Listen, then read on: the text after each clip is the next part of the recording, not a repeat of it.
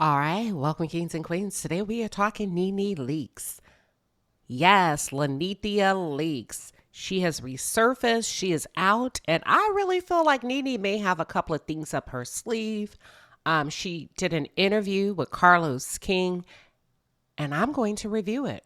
I am not going to recap and review the entire video, but I want to talk about some things, some key items that stood out to me, some positives, negatives, and really just talk about Nene's interview, her interviewing style, her camera presence, her pizzazz. And the reason why I say pizzazz, because Nene's a star.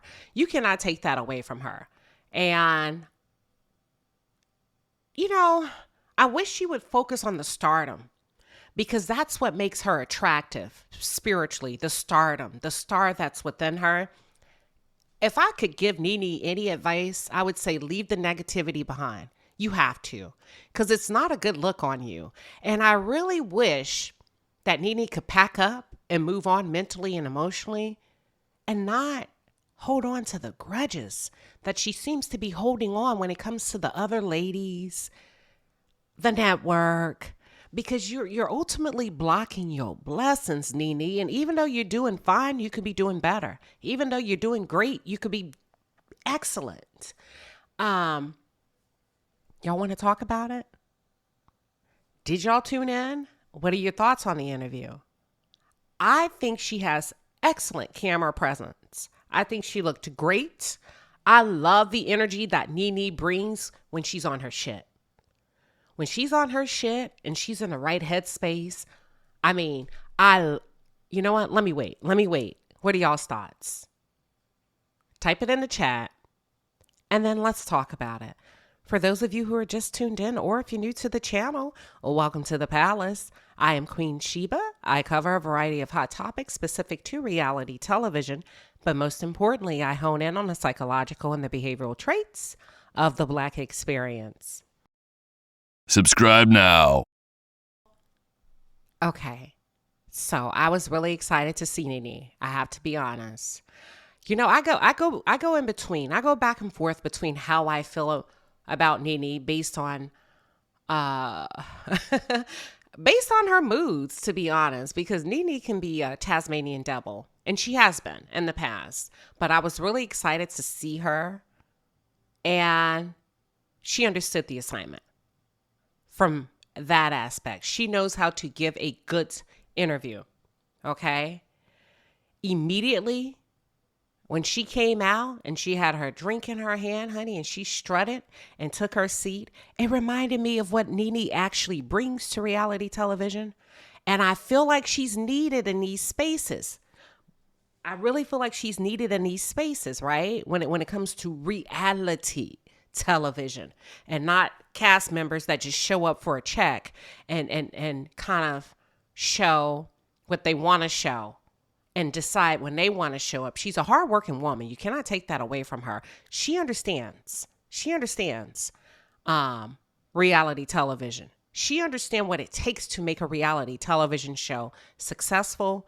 And I loved when she and Carlos started off kikiing and catching up. That was a vibe in and of itself, right? That was a whole vibe of them giving like some history behind how they met, how Carlos was assigned to both Nene and Deshaun Snow. I loved it. And they created the visual for me. And I hate the fact that Nene can easily slide into negativity. I'm like, girl, too much self-promotion. You don't have to shit on the other girls you are that girl. You have your own lane carved out for you. You should have just kept the focus on you. Kept it sophisticated, kept it player girl, kept it boss-like, said enough, but not really, you know what I'm saying? You don't want to squash anybody. That's what I'm trying to say. So, that's the Nene that I like. That's the Nene I feel like we like as an audience, the positive Nene, the Nene that when she walks in, the attention is on her. And the horrible disses and the references to herself as the end all be all, it's tacky, Nene. And some of it didn't land well because there was some awkward silence, girl. Girl, it was awkward silence. You want your audience and your other folks to give you your flowers. But girl, you was in a room cutting your flowers, handing them to yourself. You gave yourself a round of applause. Hold back on that a little bit because it really balances out your personality when you hold back. You see what I'm saying? Because it leaves no room for anybody else to come in and really manage up and praise you, and because you're doing it yourself. So that's my thoughts on the introduction. But let's move into some of the meatier components of the interview. I also want to say I like Nene's hair. I really liked her hair. Her glam team did a really good job. Speaking of team, I guess there's somebody on her team that also works with Drew Sidora. And Carlos King shaded the hell out of Drew. Unnecessary, Carlos. You're an executive producer. You don't have to do that as the producer. You just sit back and you let the cast members do that.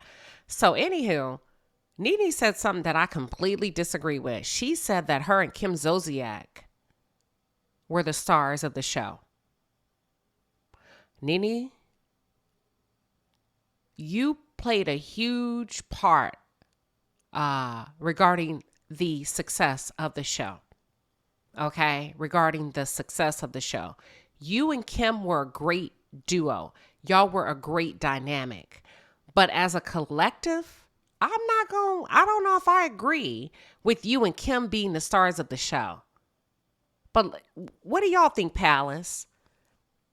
From the start of The Real Housewives of Atlanta, when it was released, do you feel like Kim Zolciak and Nene Leakes were the stars? Are they the MVP players that stand out in your mind? When it comes to Real Housewives of Atlanta, who comes to mind? Who comes to the forefront of your mind? For me, I'm going to say Nene and Kenya. That's who comes to my mind. Who comes to yours? I don't know how in the hell you conjure up Kim Zolciak. No, ma'am. Which tells me, I've said it before, y'all. If you go back on one of my videos, I said, I think Nene and Kim could be cooking up something in the background. And now that Carlos King did this interview, Carlos, are you working on a project with Nene and Kim Zolciak? Are you working on something to bring them back into production when it comes to reality television? And let's just say he was or he is. How would y'all feel about that? Would that be a great television component on the OWN network? Because we know he ain't going back to Bravo. Would that be something that you would be open to seeing? I'm not a Kim Zolciak fan. I don't care for Kim Zolciak. I don't like her slights towards the Black community, particularly Black women. And I don't like her nastiness and her biases towards Kenyamoore. Okay? I'm the type of woman, there's certain shit you can't say to me about another Black woman. I don't care. I don't care how long we've worked together. It's not happening. I have boundaries. I have cut-off points. But what do y'all feel about the possibility of Kim Zolciak and Nene Leakes coming back to reality television? I feel like Carlos may be working on something with them. I don't know. What are your thoughts? Now, Nene, I'm going to say I disagree, because once they started adding the other ladies like Portia and Kenya, girl, they took the show. I have to agree with Carlos now. Carlos said in season 5, he felt like Portia and Kenya saved the show.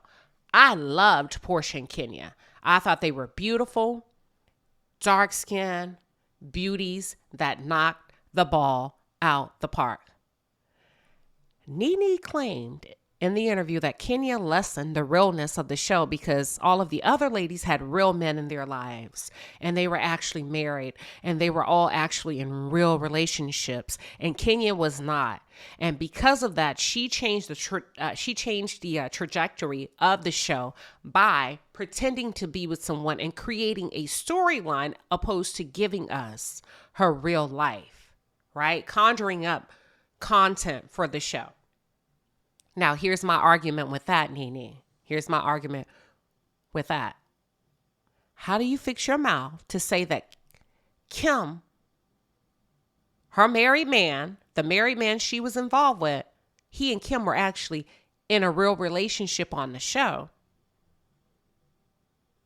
But on the other hand, you advised Kim to keep her legs closed to marry men. Now, was that her man? Because a married man is not your man, sweetheart, which is why you said, and you're known for the phrase, keep your legs closed to married men. I'll wait, Nene. Because Kim didn't have shit going on by way of love. So if we're going to hold Kenya to that standard, we also have to hold Kim Zolciak to that standard. That wasn't her man. That was that lady's man. That was that lady's husband whom he went home. You just said you saw him in Miami and that man was with his wife. Okay. And Kim damn near about to lose her husband because Corey got one foot out the door. Now, I'm going to be jumping around this interview as it comes to my mind. One thing I did notice about the interview is that Nene set the tone. Yeah, to me, it was obvious. Nene set the tone of the interview and she controlled the interview. And I thought that was good. I thought that was good because to me, it showcased her development as a reality star. It also showcased her experience and Carlos's lack of experience as an interviewer. And that's not a slight to him. You know, it's just that she knows what she's doing when it comes to interviewing. So I like that move on her behalf. She took control. She took the reins. She took the interview where she wanted it to go. And I loved the fact that she kept Carlos honest. Carlos, you kind of introduced a few little white lies in there and she was quick, which lets me know she's a really good listener. She's sharp, wisdom-wise, right? She's sharp, wisdom-wise, and she kept you honest because you did invite her to the show. But when you started off and you told the audience, I just want to let y'all know that Nene Leakes offered to come to my show or something like that. And Nene said, no, you asked me before and I wasn't ready. And then I followed up with you to tell you, now I'm ready. So Carlos, it's important that you include all information because otherwise we would have felt like Nene reached out to you and was like, hey, Carlos, can you interview me? But she was just following up to your initial request. Okay. That's what I mean. She kept you honest. And then Carlos tells Nene, he says, you know, you're the number one requested person that my fans want me to interview. And Nene says, honey, I'm always requested. So I like how she, you know, did allow Carlos to take her shine. And maybe I'm requested on your show, but honey, everybody wants to talk to me. So that's nothing new and different. So I kind of like how she kept him honest. She kept his ass on his toes. And Nene said, well, Carlos said, well, you know, I'm still with my person, my guy, my African that I've been with. And Nene said, hold up, because you don't have one of those Africans. So basically she was telling Carlos, quit fronting. Don't act like you got one of those rich Africans like the girls have had. He said, well, I had one before Portia and Kenya them. She said, but it ain't one of those. So she was just letting us know. And I just like her honesty. I like her honesty. Nene's not, she seems like she's not going to sit there in front for anybody, including Carlos King. So she held his ass, to a level of accountability. She kept his feet to the fire. And she also said, you're not just going to be interviewing me. I'm going to interview you while you interview me. She gave a lot of important background information. She said, child, when I met Carlos King, she said, when I met you, you was on E, empty. You had nothing. And that's not a problem, right? That's not a problem. But she said he worked his way up. They both did. They both were living check to check. So that's important to know, right? Because Carlos, you make it seem like you've been doing this shit pocket full of money for 15 years. You don't give the ins and outs of the struggle. You just highlight the successes. And I like how Nene had some humble moments in that conversation to give us the full context of the background. One thing I do like about Nene, she articulates her thoughts extremely well. There was a couple moments that Carlos would, I'm gonna say it, speak for her. And what I mean by speaking for her, he would ask a question, but direct the answer. And she would say, no, not at all. That's not what I was thinking. So she articulates her thoughts extremely well. She's quick with it. And I just like a person that knows who they are, which was a huge part of her breakout, right? She shared in this interview that at one point she realized, I'm not being myself. And in order for me to really be able to do this and settle in, right? Because she was still thawing out up until season 3, I believe. She said she realized she was not being herself. So she challenged herself to show up just as she was, as the underdog, because she kind of felt like the other girls were given a bit of energy that she was inferior based on, their tangible items, their environments, their circles that they traveled in, the homes that they lived in, the cars that they had access to, the clothing and all of that. And when she decided to be true to herself is when she really started to progress and advance on this show as a breakout star. Now, Carlos, you can give a compliment without brown nosing. You go too damn deep on it. I mean, you put too much sugar on it. You know that song, Pour Some Sugar on Me?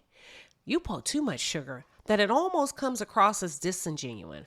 And I don't want to call it disingenuous, but let off a little bit. Let off a little bit. You was brown nosing, Carlos. And I disagree that there would be no franchise with Real Housewives if it were not because of Nene Leakes. No, that's not true. We gonna make sure we give Andy his credit, just like you take yours in every interview that you do. You say you've been doing this a long time. You've been pretty successful at it. So has Andy. Let's not shift Andy's successes over to Nene, because the Housewives franchise did exist before Nene. So we can just pause there. That's not true. That's not true. Just because you are no longer there and Nene is no longer there doesn't mean we need to discredit the work of others and discredit the work of those production teams, those ladies that show up to work every day to give us their reality. Okay. Let's see. I do believe Nene, her realness is what drew the audience in. But if Nene was not on the show, we wouldn't know no difference. We wouldn't know any better because we wouldn't have Nene to measure anything up against. So it would be just as great. It would be just as good. But we're not going to give her credit and say, if she were not there, this franchise would not exist. That's not true. I can't let you do that, Carlos, and I have to keep you honest. There was a point in an interview when Carlos said, the show used to be good, honey, back in the days. And he said something like that. And Nene says, well, she doesn't watch the show. And that's okay, Nene, if you don't watch the show. She also says she could not imagine turning her TV on to see it. Nene, let me give you a dose of reality. Most of us don't visit our former places of employment. Okay? But not for the reasons that you're stating. Most of us wouldn't go back to where we used to work. Most of us don't care what they're doing, what our coworkers are doing. We don't keep up with that. So that's nothing new. But we don't do it for the reasons that you're sharing, right? It's not because the ones who came after us are not good enough and they're subpar, as if you're trying to make it seem. But it's because there's no reason to, especially when you've moved on and you've evolved. And that's the point where I'm like, Carlos is too damn stuck on Bravo. For a person that has moved on and seems to be happy where he is with over 15 years of experience in reality television, Carlos, you've got to start focusing on your own wheelhouse and your own projects. So I don't really know if I believe you. I don't really know if you've come to accept your new reality that you're no longer a part of the Bravo franchise. Do y'all think Carlos is obsessed with Bravo?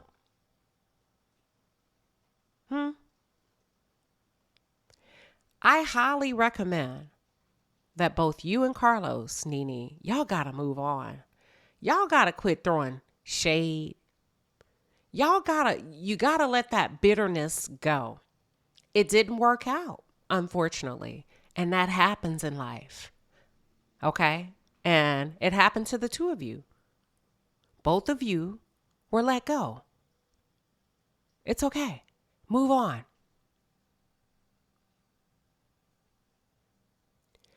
I just, I don't know if you want to be trashing folks because it didn't work out for you.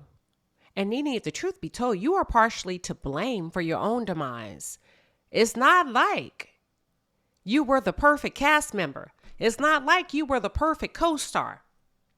And my question would have been to Nene, how much accountability belongs to you regarding your departure from Bravo?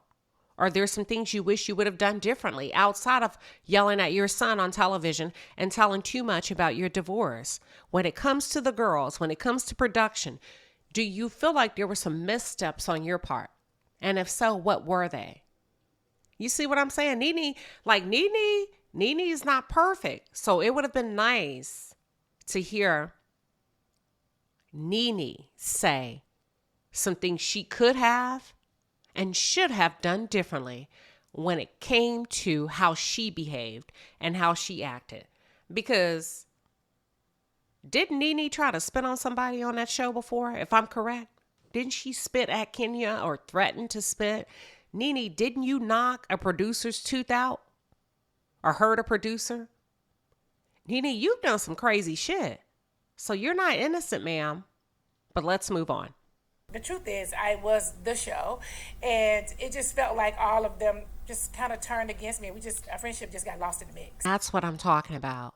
You don't have to say that because you weren't the show. You were a huge component of the show. You were one of the many reasons that the show was successful, but you were not the show because even Carlos said at season 5, Portia and Kenya saved the show. When they came in, honey, they saved the show. They're still there. Not they. Kenya's still there. Portia's out doing her thing. And that's the parts of Nene that make me say, let me turn it off. When Nene shows up that way. And I get it, y'all. We got to pop our shit as women. We got to advocate and lean in for ourselves. But Nene, balance it out, girl. Balance it out. And I think that's a huge problem for Nene. And that's probably why she got cut from the show, because Nene bought into her own hoopla that she believed she was the show, leaving out the collective, not realizing that there's power in numbers, and those girls teamed up against you when you became too much, right? You started to act like that, Nene, and your behavior had become so nasty at one point. I remember as a viewer, I could not stand you. I thought you were a bully. You bought into your own stardom, your own fame, and you had just become something else, like this person that I hadn't recognized from season 1 up until then. You was talking about cashing Trump checks. You became a bully on The Apprentice. You cornered Star Jones when women would try to move away from you. Nene, you were nasty. You said some very nasty things at your comedy circuit, your comedy outlet. You have become out of touch with reality, to be honest with you. You have become out of touch with reality. And to date, the show still continues on without you. Your mean girl tactics and your aggressive behavior really downsized you and minimized your position on the show. Yeah, that's my thoughts about that. And at some point, before you really, really got bad, I would watch you bully your friends, the different women that you would bring on the show, and then cast them away when they didn't allow you to control them. You bullied Marlo, you bullied Tanya, you bullied a few others, Nene. And in my opinion, I'm going to keep it 100. In my opinion, when Kenya came on that show, you were unnecessarily mean, and I felt like you were intimidated by Kenya's beauty. That's my 2 cents. So in this interview, Nene shared some really important information to me as a Black woman. Now, I'm going to paraphrase what Nene was kind of letting us know on the low. Nene shared that Bravo treated the blacks different. She didn't say the word blacks. This is me paraphrasing. But Nene shared that they were treated different. The Real Housewives of Atlanta cast was treated different than their white counterparts. Yeah, they made, they made only $10K the first season of shooting. They had to come together as a sisterhood, get the same attorney, hire the same attorney on the behalf of all of them to represent them as a group. And then Bravo, the second season, agreed to bump their pay up to $100K. Bravo, you ought to be ashamed of your damn self. So third season, she said it wasn't until like third or fourth season that they really started to make a bag. But Bravo was willing to let the black folks work for free, y'all, when it came to reality television. And not only that, they had to pay for their own social events out of pocket. Oh, Bravo. But you know what? That's what they do. They do it in corporate America too. Why are we still having to fight for equal pay equity? So I don't know why I was shocked, but I was shocked, but I should have known better. Let's move on to almost my final point. Do you feel like sometimes when a woman makes more money than her man, that they feel the need to take on this boss role? And I'm a boss, and I'm independent, and I don't need no man. I feel like that's what happens and men get upset. I don't think I felt that way. I honestly thought listen, I love love. I love a relationship. I love to make my man feel great. I just didn't know that I was taking those things away from him. Carlos King, you as a gay man are not the expert on women. Stop passing off your thoughts and your ideology about what you think about us as being the Holy Grail. You are wrong a lot of times when it comes to women and marriage and what you think. And when I say I love the way that Nene kept him honest throughout this interview, when she said, no, that's not how I was thinking. That means you're keeping someone honest. Carlos, stop passing yourself off as an expert in womanhood, an expert on women. You're not. You're male identified, and I don't mean because of his sexual orientation. You're male identified. You identify with the thought pattern of a lot of toxic machismo men, okay? And you have an idea of how you feel like women should behave, probably based on how you were raised and what you saw in your own household. And speaking of, I'm going to come back and do an assessment on Carlos King, because Carlos, sometimes you go too far when it comes to black women. You don't know what you're talking about. You really don't. And I wish you would position yourself as a student and not the teacher. And listen, I may get a lot of flack for this, but it's fine, but I would love to get your opinion. I do feel like when women start to make money, unfortunately, they start to emasculate their man in a very subtle way, and sometimes not intentionally. No. Every man wants to feel like you need him. Yes, they do. Every man wants to feel wanted. Yes. I know a person who purposely pretends like she doesn't know how to do certain things because she wants her man to feel like, you need me. And she makes more money than him, but she does it like, oh my God, how do I put my car and drive? I don't know how have time for that. Well, you know what I mean? It's certain things.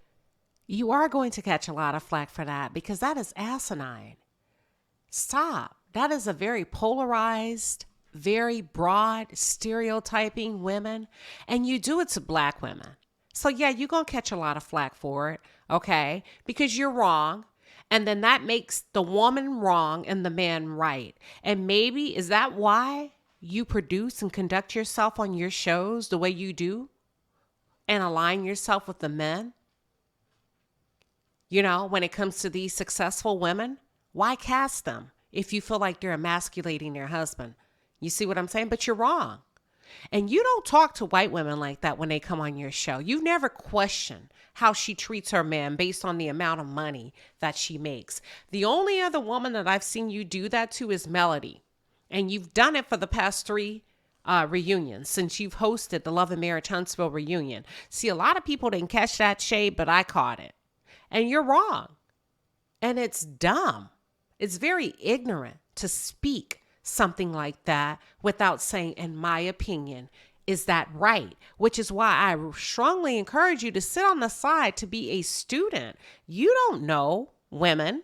You don't know what it's like, Carlos, being in a heterosexual relationship, as a woman who makes a lot of money.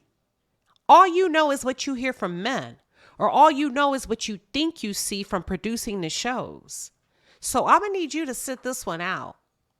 I really need you to sit this one out and keep your opinion to yourself when it comes to negativity around Black women who are successful and who make money. Because you don't talk like this to your white interviewees that come on your show.